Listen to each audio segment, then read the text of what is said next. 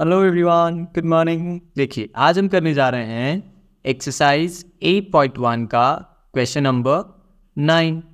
क्या कहता है क्वेश्चन नंबर 9?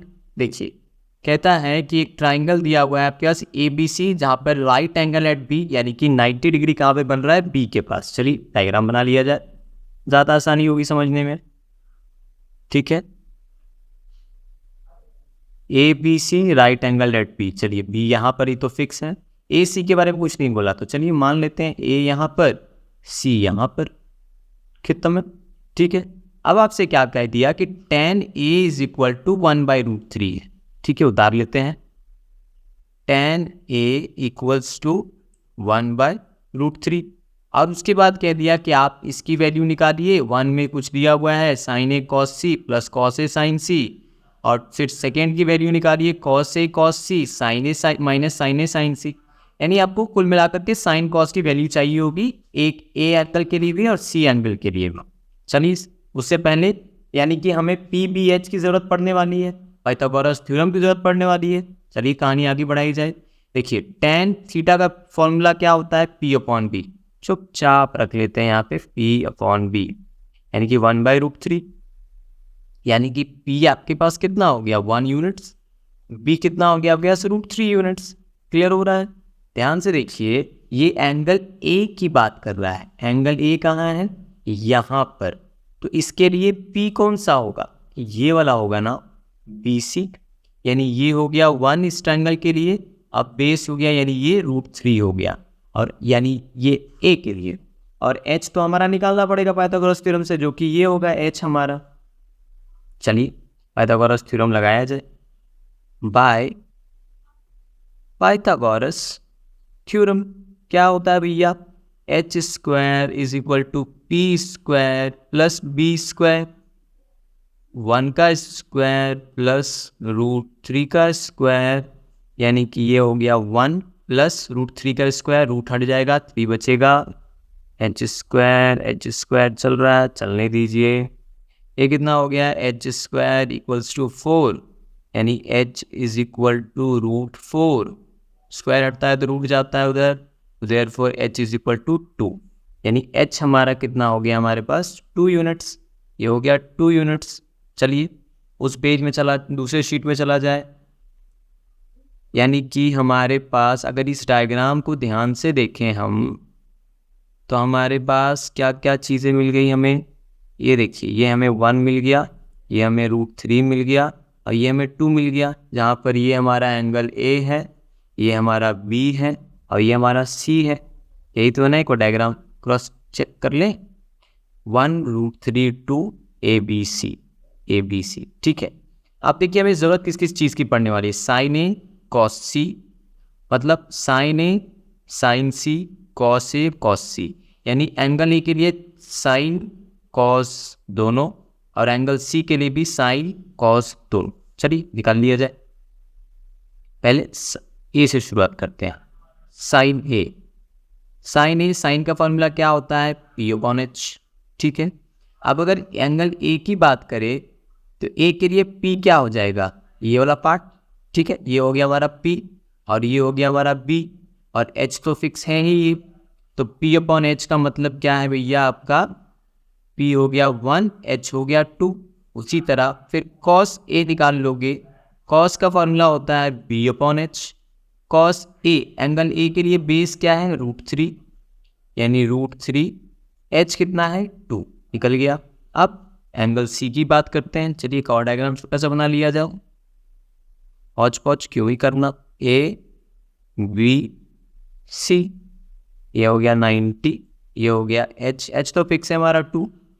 एंगल सी की बात करें तो एंगल सी के लिए पी क्या हो जाएगा? अच्छा, हमारे पास मिला क्या हुआ है? ये हमारा 1 है, ये हमारा √3 है, ये तो हमें पता है। अब सोचिए सी के लिए परपेंडिकुलर किसको कहेंगे? उसके सामने वाले को ना, ये वाला पार्ट। ठीक है, यानी ये हो गया इसका परपेंडिकुलर, तो बाकी जो बच गया ये हो गया हमारा 20। ठीक है, तब हम चलते हैं साइन सी की तरफ। साइन सी, साइन का फॉर्मूला तो सेम होता है पी अपॉन एच। पी कितना है आपके पास?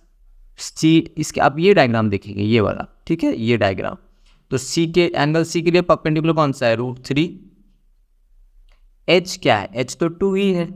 उसी तरह कॉस सी, कॉस का फॉर्मूला बी अपॉन एच, तो एंगल सी के लिए बी क्या है यानी बेस क्या है हमारा 1, एच क्या है हमारा, एच हो गया 2।